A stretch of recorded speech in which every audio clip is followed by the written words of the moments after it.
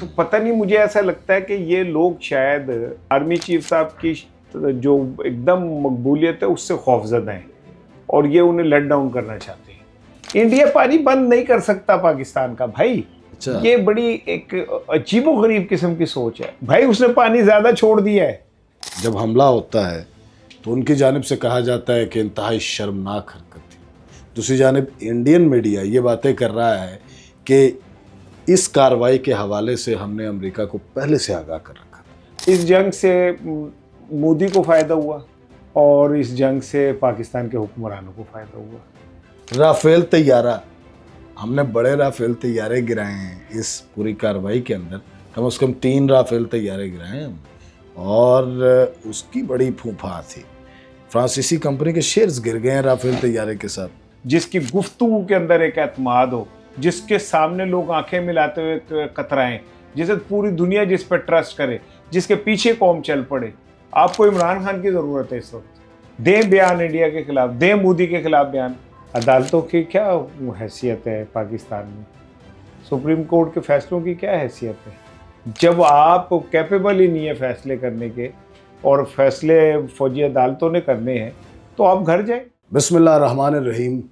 सियासी लुकमा विद सैयद हसन ज़ादा के साथ आपकी खिदमत में हाजिर हूँ और इस शो के हवाले से आपको बताएं कि मुल्क की सूरत हाल पर बेहतरीन तबसरे और लिटरेचर से भरे हुए ऐसे जुमले जिनकी कई शाखें निकलती हैं और समझने वाले बात समझ जाते हैं। मेरे जो इस प्रोग्राम के एक परमानेंट गेस्ट और बड़े ही काबिल एहतराम हैं जो मेरे लिए, वो हैं जनाब एहसान राना साहब। सर कैसे मिजाज? अल्लाह का बड़ा शुक्र है, आप ठीक हैं? अल्लाह का बड़ा एहसान है। इंतहाई अफसोसनाक वाक़या हुआ, 57 ज़ख्मी और 31 शहीद। क्या जवाब देंगे? क्या कमज़ोर कोई जवाब नहीं दे सकते? कमज़ोरों के पास कोई जवाब नहीं होता।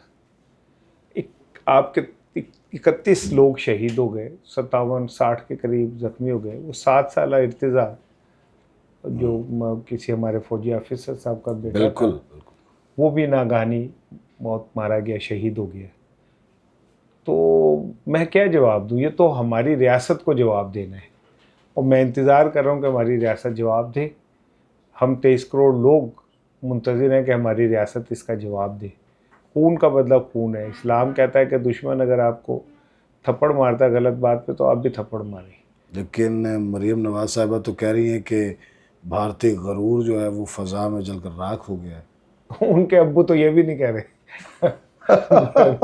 उनके अब्बू तो, उनको तो अब्बू जो हैं पिछले, उनको पता नहीं क्या किसी ने कह दिया हकीम ने कि आपने बोलना नहीं है। वो पंजाबी कहते चुप कर दड़ बढ़ जाना इश्क दा खोल खुलासा, चमड़ी लथ जाऊगी हमें बन जाएंगी जगदा हासा। तो चुप कर गए, दड़ बट गए भाई। वो तो कौम के मसीहा थे और वो तो उनके पास तो कौम के मसाइल की कुंजी थी। कबूतर बैठा करते ठीक कहते थे। उनके हाथ पे कबूतर बैठते थे। मैं उन्हें गुलाम कबूतर कहता था जो उड़ते ही नहीं थे। ठीक है ना, वो जाके बैठ गए तो फिर बैठ गए।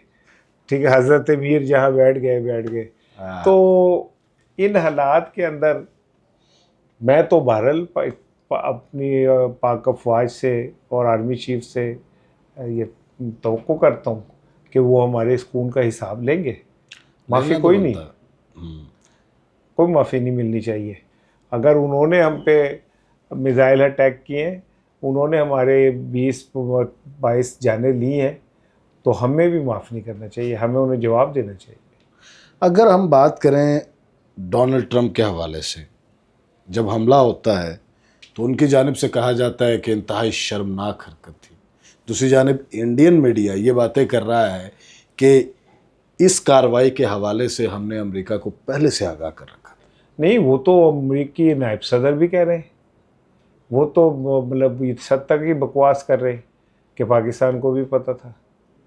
तो ये तो मैं अब इस पर क्या कहूँ, लेकिन वो जो हमने कहा ना कि वो अमेरिकी सदर ने का शेम, वो शेम उसने किसी और सेंस में इस्तेमाल की थी। उर्दू में चूँकि उसका मतलब ही ये निकलता है, अदरवाइज उसने शेम अफसोस के जुमरे में इस्तेमाल किया था। अच्छा, अफसोस था उन्हें। हाँ ठीक है, ये नहीं था कि शर्मनाक हमला है। वो जुमले में उन्होंने कहीं नहीं इस्तेमाल किया था। और अब ये जो उनकी तरफ से कहा जा रहा है कि इंडिया ने भी हमला कर लिया और पाकिस्तान ने भी हमला कर लिया, अब दोनों को खामोश हो जाना चाहिए, रुक जाना चाहिए। हमने तो कुछ भी नहीं किया सर। अभी 10 दिन पहले तो अमेरिका ने भारत से 54 करोड़ डॉलर का मुआहदा किया असले का तो वो क्यों कहेगा रुक जाना चाहिए? उन्होंने तो असला विकन दिया है। उनको किस चीज़ की प्रॉब्लम है? लड़ आप और में रहे हैं, असला उनका बिक रहा है, तो उनको तो कोई प्रॉब्लम नहीं है। वो तो कहते लड़ते रहो। वो यूक्रेन और इसराइल भी, रूस भी लड़ते रहे, ठीक है ना, इसराइल और हमास भी लड़ते रहे, उनका असले बिकते रहे, उनकी बादशाही कायम रहे, उन्हें और क्या चाहिए होता है। एक मशहूर फलसफी ने कहा है कि जब जंग हो तो उसका जिम्मेदार वो होता है जिसको उस जंग से फ़ायदा हो रहा हो। इस जंग से किसको फ़ायदा हो रहा है? इस जंग से मोदी को फ़ायदा हुआ और इस जंग से पाकिस्तान के हुक्मरानों को फ़ायदा हुआ, दोनों को हुआ। और अगर मैं अमरीकी नायब सदर की बात को मान लूँ कि दोनों को पता था, तो फिर ये एक बहुत बड़ा ड्रामा है कौम के साथ और दोनों कौमों के साथ। मोदी को तो समझ आती है, बिहार इलेक्शंस आ रहे थे, ये पाकिस्तानी हुक्मरानों को कैसे फ़ायदा होगा? देखो ना, 4.5 साल से इमरान खान का नैरेटिव वो ख़त्म नहीं कर सके थे। सुबह मीडिया शुरू होता था इमरान खान, रात सोने तक इमरान खान। नहीं सर, वो बानी पीटीआई कहा करते थे, इमरान खान तो कहते नहीं थे। ठीक है ना, इससे और क्या डरना? इससे ज़्यादा क्या डर होगा कि आप किसी का नाम लेना रोक दें? तो अब सुबह से शाम तक जंग है, तो 4.5 साल बाद ये वक्त आया कि उनका नाम सुबह से शाम तक गूंजता है, इमरान खान का नहीं गूंजता। तो कामयाबी तो मिल गई हुक्मरानों को। राफेल तैयारा, हमने बड़े राफेल तैयारे गिराए हैं इस पूरी कार्रवाई के अंदर, कम से कम 3 राफेल तैयारे गिराए हैं हमने, और उसकी बड़ी फूफा थी। फ्रांसीसी कंपनी के शेयर्स गिर गए हैं राफेल तैयारे के साथ, क्या कहें? और मैं अभी आ रहा था तो रास्ते में वो छानबूरा वाला खील पताशे नल राफेल तैयारे ले लो ठीक है, छानबूरा नल के वटा लो राफेल तैयारे, सखोई वटा लो, MiG-21 वटा लो, ठीक है ना। ये 2 सारे तैयारे डुअल इंजन तैयारे हैं, आम तैयारे नहीं है। और हमारा जो JF थंडर है वो सिंगल इंजन तैयार है। तो लेकिन आप देखें इस पे भी कितनी शर्मिंदगी की बात है यार। हमारा वजीर दिफा यार क्या कैसे हमें नैले मिले, वो CNN पे बैठ के इस बात को डिफेंड नहीं कर सका कि हाँ हमने मारे।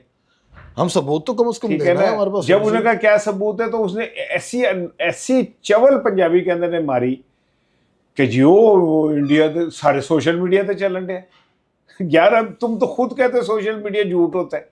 हाँ, उस पर तो बहुत कुछ चल रहा है। हाँ, तो उस पर तो जो कुछ चल रहा है तुम अफोर्ड ही नहीं करते। हमारे पास सबूत थे, CNN माना, BBC माना, खुद फ्रांस की कंपनी के ओहदेदार माने, वो कोड करो आप। आपके पास जवाब ही कोई नहीं है, आपके पास कोई बात करने कोई नहीं है। आप तो पाकिस्तान का नैरेटिव का बेड़ा गर्क करें। पहले वजीर दिफा ने कह दिया कि जनाब हम तो 30 साल से अमेरिका के कहने पे बदमाशी कर रहे हैं, दहशतगर्दी कर रहे हैं, दहशतगर्दों को सपोर्ट कर रहे हैं। तो पता नहीं, मुझे ऐसा लगता है कि ये लोग शायद आर्मी चीफ साहब की जो एकदम मकबूलियत है उससे खौफजदा हैं और ये उन्हें लेट डाउन करना चाहते हैं, मुझे ऐसा लगता है। आपको हुकूमती बॉडी लैंग्वेज इस वक्त कैसी लग रही? बड़ी डिप्रेसिव, बड़ी डिजेक्टेड और बड़ी, जिसे कहते हैं ना, चेहरों से रंग उड़े हुए इन लोगों के।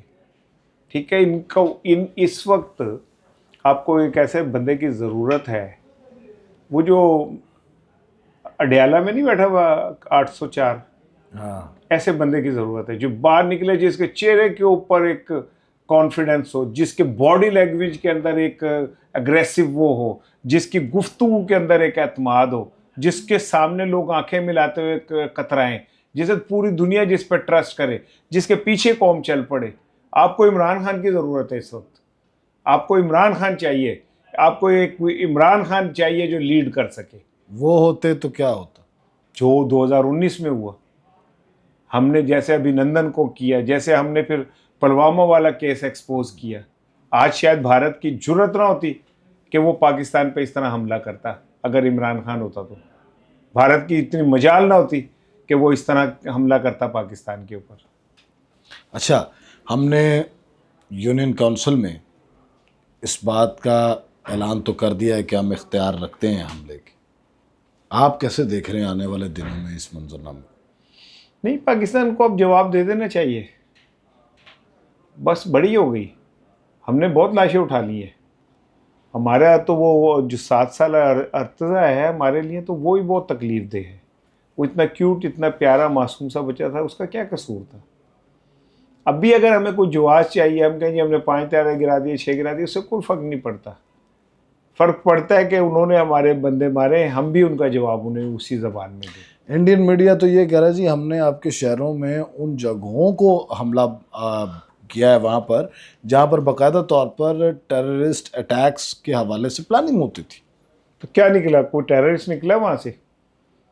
कोई ऐसी असला अभी परसों कल बल्कि क्या कहते हैं, मुल्की मीडिया और गैर मुल्की मीडिया को वहाँ ले जाया गया मुरीद के, और वहाँ और उन्होंने कहा कि देखें ये कहाँ कोई इसमें कोई खंदके खुदी हैं, कोई ट्रेनिंग कैंप है, क्या है, घर है जिसको आपने ये कह के मार दिया। लेकिन ये कि मौलाना अजहर के साथ बहुत बुरी हुई है, और उनकी बेटी, उनकी बहू, मेरा ख्याल है उनकी वालदा भी, शायद उनके नवासे नवासी 10 लोग जो हैं शहीद हुए। तो बस अब नहीं, हमें भी आगे बढ़ना चाहिए। जंग है तो फिर जंग है। सर, देख रहे हैं कि मोदी जो है बिहार के इलेक्शंस जीत जाएगा इस सारी कार्रवाई? वो अगले 4-5 साल के लिए उसने अपने आप को पक्का कर लिया है ये जंग लड़के, और उनके मीडिया ने जिस तरह उसे विक्टोरियस करार दिया है, वो क्या कहते हैं, उसके अगले 5 साल के लिए काफ़ी है। लेकिन आप उसकी ज़हानत देखें कि वो अपोजिशन लीडर से भी मिला, राहुल गांधी से भी जाके मिला, बाकी लोगों से भी मिला, ऑल पार्टीज कॉन्फ्रेंस भी की। हमारे यहाँ हम में इतना ज़र्फ नहीं है कि हम पाकिस्तान के सबसे मकबूल लीडर के साथ कोई इंटरेक्शन कर सकें कि जी बताएं क्या करें, आप आए आगे आएँ, कुछ करें, आप भी बोलें। हम वो तो बोले ना बोले, नवाज शरीफ क्यों नहीं बोल रहे? अभी तक वो खामोश क्यों हैं? कहा जा रहा था वो डिप्लोमेसी कर रहे हैं, ये डिप्लोमेसी की है, बंदे मरवा दिए। आप क्यों नहीं कोई एक बयान देते? क्यों नहीं आप क्या नाम है पाकिस्तान के साथ खड़े होते? ये तो मैं आपसे पूछता हूँ ना, क्यों नहीं करते? अच्छा नहीं, लोग कहते हैं कि उनके कारोबार हैं इंडिया में, वो लोग कहते हैं कि उनके मुफादात हैं इंडिया में, लोगों का ये कहना है। तो वो गलत साबित कर दें बयान इंडिया के खिलाफ, दें मोदी के खिलाफ बयान, ठीक है? इसलिए नहीं देते कि मोदी आपके घर आता आपको साड़ियाँ देता है, वो तो शादी अटेंड करने आ गया, शादी अटेंड करने, तो आप इसलिए मोदी के खिलाफ नहीं बोलते? बोले क्यों नहीं बोलते? क्या पाकिस्तान आपके लिए अहम नहीं है या मोदी बहुत अहम है? ये तो सूरत हाल होगी ना जो इस वक्त मौजूदा सूरत हाल है, और नाजरीन इंतहाई खूबसूरत तरीके से इन्होंने तबसरा किया इस सूरत हाल पर, और यकीनन हमारी आर्मी इतनी कवी है कि वो इस सारे मामले को बड़े अच्छे और बखूबी अंदाज से देख सकती है। सर, आ जाते हैं बानी पीटीआई इमरान खान की तरफ। अदालत मुलाकात की इजाज़त देती है ख़ानदान वालों को और लीडरान को, फिर वो मुख्तलिफ़ चौकियों पर रोक दिए जाते हैं और कह रहे हैं कि हमें पहुंचने नहीं दिया जाता, मुलाकात का वक्त ख़त्म होते होते अडयाला जेल का गेट आ जाता और फिर वापस हो जाते हैं। इस सूरत हाल को कैसे देख रहे हैं? ये तो हमारी अदालतों की तौहीन है, और इसलिए नहीं ज़्यादा फील होती कि अदालतों को आदत है, ठीक है? तो हाँ, तो और क्या, अदालतों की क्या हैसियत है पाकिस्तान में? सुप्रीम कोर्ट के फैसलों की क्या हैसियत है? अगर कोई हैसियत होती तो जब सुप्रीम कोर्ट ने इलेक्शन के मुतालिक हुक्म दिया था तो मान लेते, आपके लार्जर बेंच ने मखसूस नशिस्तों के हवाले से जो फैसला दिया था उस पर अमल हो गया होता। नहीं होगा, इस सिस्टम के अंदर ये मुमकिन ही नहीं है। इस सिस्टम को जिस तरह डिज़ाइन किया गया, इसमें सिर्फ वही बात मानी जाएगी जो डिज़ाइन करने वालों ने तय की है, बस कोई दूसरी बात नहीं हो सकती। आप देख लें 27वीं तरमीम के बाद जस्टिस अमीनुद्दीन ने जिस तरह फौजी अदालतों के हवाले से फैसला दिया है, सब साफ नज़र आ रहा था दीवार पे लिखा हुआ कि ये क्या होगा फैसला, और वही हुआ जो उन्होंने कहा था, जो हमें नज़र आ रहा था पहले। अब मैं आपको दूसरा बता दूं कि ये जो मखसूस नशिस्तों के हवाले से है, ये भी फैसला पहले वाला ख़त्म हो जाएगा और ये नशिस्तें PTI को नहीं मिलेंगी। तो वो इतनी अदालतों की वो है। नहीं, अदालतें सर बड़ा ज़बरदस्त फैसला भी करती हैं। आज का बड़ा फैसला जो है वो आपके गोशगुजार करता हूँ कि सुप्रीम कोर्ट ने आम शहरियों के मुकदमात फौजी अदालतों में चलाने को दुरुस्त करार दे दिया है। 2 जजेस ने मुखालफत की है, पता नहीं क्यों की है। इस फैसले को कैसे देखते हैं? नहीं हुई, अब सुप्रीम कोर्ट को चाहिए लंबी छुट्टियों पे चले जाए। जब अब अदालतें ही फौजी अदालतें चल रही हैं तो एक आधी तनख्वाह लेंगे, एक आधा काला या कोड पा के बह जाएंगे उत्थे। गड्डियाँ भी लेंगे, प्रोटोकॉल भी लेंगे, सारा कुछ लेंगे। जब आप कैपेबल ही नहीं है फैसले करने के और फैसले फौजी अदालतों ने करने हैं तो आप घर जाएं। लेकिन सर हमले भी तो फिर फौजी कंटोनमेंट्स पर हो रहे हैं ना। तो ये तो एक लंबी बहस है, ठीक है ना। जिसने पाकिस्तान पे हमला किया कुलभूषण यादव, क्या उसका केस फौजी अदालत में चला है? नहीं। तो उससे बड़ा मुजरिम कोई हो सकता है? तो उसका भी सिविल अदालतों में चल रहा है। लेकिन वो चले, ये अच्छा है कटी कटा निकल जाए और एक दफ़ा जिन्हों जिन्हों सज़ा देनी है दे दें, काम मुक जाए, मुल्क आगे बढ़े। मुल्क तो स्टक अप हो गया 9 मई के ऊपर, स्टक अप हो गया। एक और बड़ी पेचीदा सूरत हाल देखने में आ रही है कि यहाँ से हमला तो कर दिया इंडिया ने, अब पानी बंद करने की तरफ भी आ रहा है। चनाब जो है वो सूखा होता चला जा रहा है। इंडिया पानी बंद नहीं कर सकता पाकिस्तान का भाई।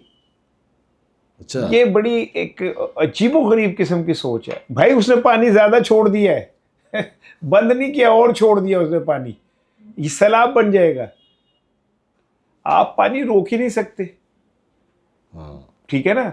अगर बघियार डैम में पानी वो रोके ना पाकिस्तान का, तो बघियार डैम फट जाएगा, वो अपनी कैपेसिटी के बाद फट जाएगा। पाकिस्तान का पानी अगर रोकना है तो उन्हें कम से कम 20 साल चाहिए ऐसे डैम बनाने के लिए जिसमें सारा पानी मुख्तलिफ डैम्स के अंदर इकट्ठा हो जाए। वो इकट्ठा ही नहीं कर सकते। जो सिंतास माहदा है उसके तहत 1.7% पानी जो है इंडिया रोकने का मिजाज है। तमाम तर डैम्स के बावजूद वो 0.7 तक ही रोक सकते हैं। अभी तो वो अपने हिस्से का 1 पॉइंट पानी नहीं रोक पा रहा, तो वो हमारा पानी कैसे रोकेगा? तो फिर ये मीडिया क्यों खबरें चला रहा? पढ़ते नहीं ना, उन्हें पता नहीं का। वह अखा बंद करके गल कर देंगे, बंद कर, वो टूटी है नलका है, जिन्होंने टूट बंद कर देगा पानी बंद हो जाएगा वाह वाह वाह। वो टूटी नहीं है, वो पानी है, उसका फ्लो है, वो आ रहा है। वो देख के को गेट ला दोगे तुसी कि पानी रुक जाएगा? गेट लाता तो पानी कितने जाएगा? वो तो फैल जाएगा पूरे इंडिया में। until unless you have sufficient dams जिसमें वो पानी इकट्ठा हो जाए। इंडिया इस हवाले से बड़ा काम कर भी रहा है। कर रहा है वो तो अफगानिस्तान में भी कर रहा है। वो कर रहा है, वो इससे तो मैं इनकार ही नहीं कर रहा, वो तो कर रहा है। हम क्या कर रहे हैं? असी एक नहर नहीं बनने देंगे, तो आप नहरों पे लड़ रहे हैं, वो दरिया बंद करता फिर है। ये हमारी औकात है बस।